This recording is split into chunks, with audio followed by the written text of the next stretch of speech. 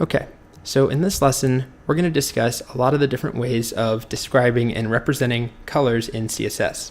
And up until now, if we go to the CSS that we've been writing, we've just been using simple elementary school colors like red and green and purple. And obviously those work okay, but they're not particularly nice shades. They're not nice colors in my opinion. And you'd probably never use them because most designers and most people making websites have a very specific color palette. Whether it's something that is following a brand's color, like a very specific shade of green for a brand, or if it's a color palette that a designer or someone has created, almost nobody uses just the plain default red or green or purple. With that said, there are quite a few built-in colors in CSS that have names. And in fact, there's probably more than you would think, and there are way more than most people ever remember. So there's things like cornflower blue or dark orchid, and there's, I think, 147 different colors. And this site here, which I've actually really never used, but I just want to show it to you, is a way to visualize all the different named colors in CSS. And of course, the problem with using these is still, it's only 147 colors. And you might want a color that's just like this gold color, but slightly lighter, or slightly darker, or slightly redder. And there's not going to be a perfect option for you. And then the other problem is that it's just hard to remember these names, like light slate gray. Nobody remembers that. So I really only use named colors like red, orange, purple, just for very quick debugging purposes to make sure something's working. I'll just turn it red and see if that works. And also just for educational purposes, but most people would never use these colors. So CSS provides a few different color systems that we can work with.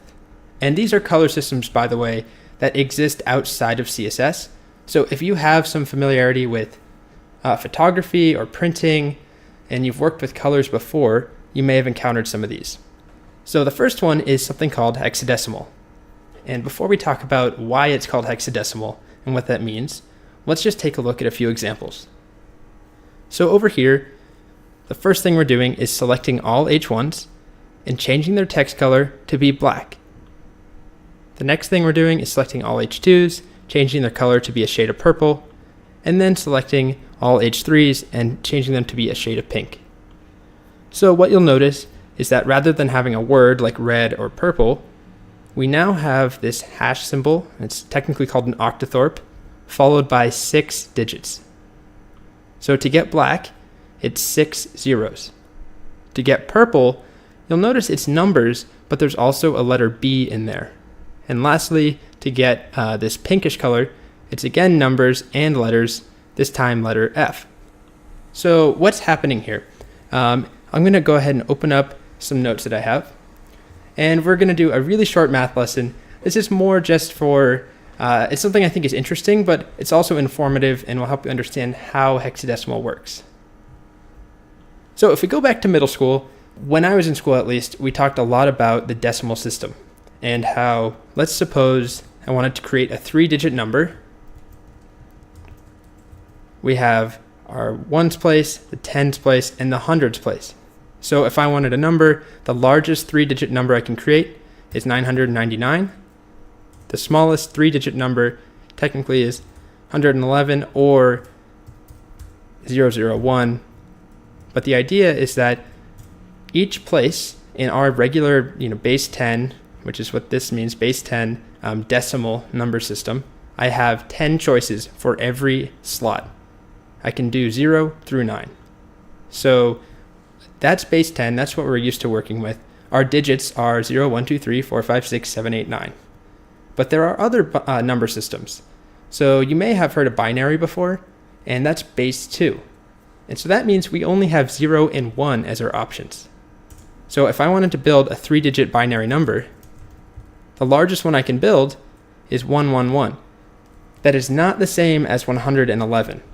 So this is not really the time to really go over how binary works, but you may see things like this in like CSI shows or any sort of show where they're trying to show you what hacking looks like, and they're totally wrong. But it is true that binary is a really, really important part of how computers work. So that's base 2. So we just have 2 choices, 0 or 1. So hexadecimal is base 16. So that means that we have 16 choices. And those choices go from 0 to 9. And then rather than going to 10, 11, 12, 13, 14, 15, those are two-digit numbers, which is problematic. Hexadecimal instead includes letters. So we have 0 through 9, and then A, B, C, D, E, F. So the largest hexadecimal number, three-digit number, would be F, F, F. And the smallest, 0, 0, 0. So it's just like any other number system, except we have 16 choices. And the reason that hexadecimal is used, rather than using just decimal to name a color, is that it gives us a lot more choices while keeping the names of our colors relatively short.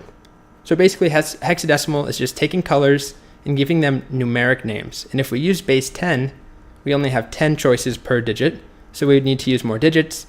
If we use binary, then we need to use a ton of digits to represent colors, like hundreds and hundreds of thousands of digits. So hexadecimal numbers are 6 digits long, starts with an octothorpe, and then 1 digit, 2, 3, 4, 5, 6. And the way that it works, it's not just random numbers. There's actually a little bit of a system. So the first two numbers correspond to how much red is in the color. The next two corresponds to how much green, and then the last two correspond to how much blue is in the color. So I'm going to go ahead and switch over to our CSS and show you what I mean. So let's just work with our H1 here. We have 3 H1s, and let's style them. So to use hexadecimal, all we do is type our octothorpe and then 6 digits. So let's start by defining a red color. And remember, the first two are red. So our first 2 digits, if we wanted full red, would be FF, because that's the highest number. And then everything else can be 0. So this is going to say turn red all the way up, no green and no blue. And if we do that, let's go ahead and open up our file. You'll see that our H1s are bright red. So let's go back and let's play with this a little bit. And now let's introduce a little bit of green. So let's give it 8. And you'll see we get this slight orange. And you might be wondering, how is green plus red orange? And the answer is that this is not the same color system that you're used to, like mixing paints, for instance. RGB works slightly different. And again, that's something for another video, but essentially, if we added up red, green, and blue all the way up, so full red, full green, and full blue, the resulting color is not like a brown or a black like you might expect. It's actually white. And this is actually how light works in the real world. If you could take 2 LED lights or 3 LED lights, a red, a green, and a blue, and combine them and shine them together, you would actually get white light. So that's how this color system works.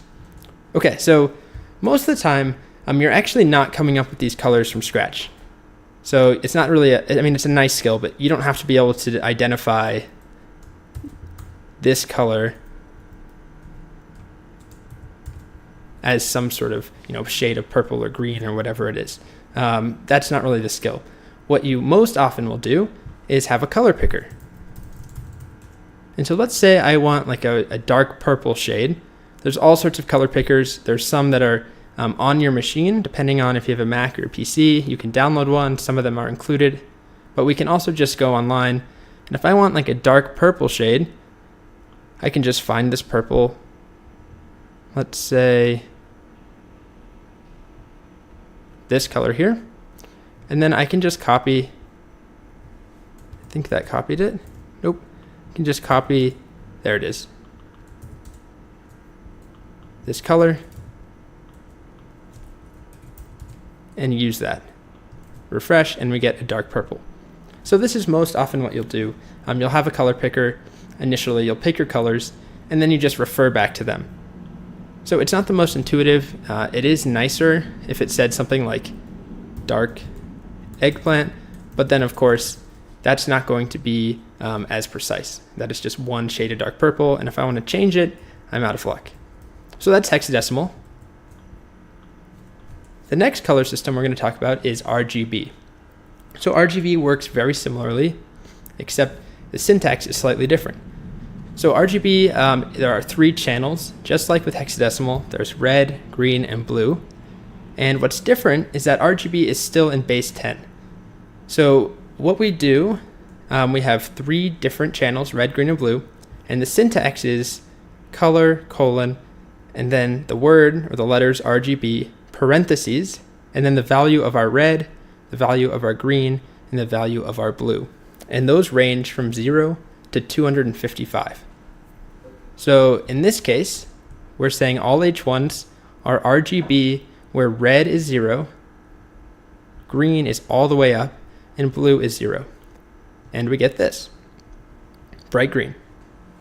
In this one, we're setting all H2s to be RGB where red is about halfway up, green is completely gone, and blue is about halfway up, and we get a nice purple. And in this one, we're setting all H3s to be mainly blue with a little green and even less red, and we get this shade of blue. So let's do a few examples. Let's go let's do a purple again. So we just type the word RGB, parentheses, and then we need our channels. So the first one, if we want a purple, we'll want some red. Let's do 68 red, 0 green, and this will be a bluer purple than a redder purple. So we'll do 100 blue, and we save that. And of course, it doesn't look like much of a change, but it did change slightly. So let's go ahead and now turn up the red quite a bit, 240, and you can see we get a pinkish purple. And if I introduce some green, and if I turn everything all the way up, just like before with hexadecimal, full red, green, and blue actually gives us white. And to get black, we want 0 for all 3 channels. So RGB is very similar to hexadecimal. The only difference is the syntax. So rather than writing out something like this, where we have 2 channels or 2 digits for red, 2 for green, and 2 for blue, instead we have 3 slots, and we just go from 0 to 255. So just another syntax. And one other syntax I want to talk about is RGBA. So RGBA works just like RGB, except there's one small twist, which is there's a 4th channel called alpha, which is how you can make colors transparent. So RGBA is great if you want to have one color that you are making more or less transparent. So the way that it works is the same exact syntax, except we write RGBA, and then we have 4 channels that we need to fill out. And the first 3, just like before, they range from 0 to 255. But the last channel, the alpha channel, ranges from 0 to 1. So I'll give you a few examples here. Here, we're setting all 3 to be the exact same color as far as the R, G, and B channels are concerned. So 11 red, 99 green, 150 blue. And then the 4th channel, we're changing the alpha. We're changing the transparency. So with full alpha, with everything all up, no transparency at all, we end up with this blue. When we set alpha to be 0.6, we get this much lighter and more transparent blue. And when we set it to be 0.2, we get this, which is barely there. So let's do another example. Let's do RGBA, and this time let's do a green. So 200 or so green and a little bit of blue. And then we need our alpha, and let's just start with 1. Refresh the page, and we get this green. So now let's do the same thing, but make it slightly paler. So let's do 0.8. I'm going to refresh, and you can see it got a little bit paler. Now let's be more drastic, down to 0.2. And you can see it gets a lot more transparent. So to summarize, we have the built-in colors, which most people don't use. We have hexadecimal, we have RGB, and then RGBA, where the A stands for alpha.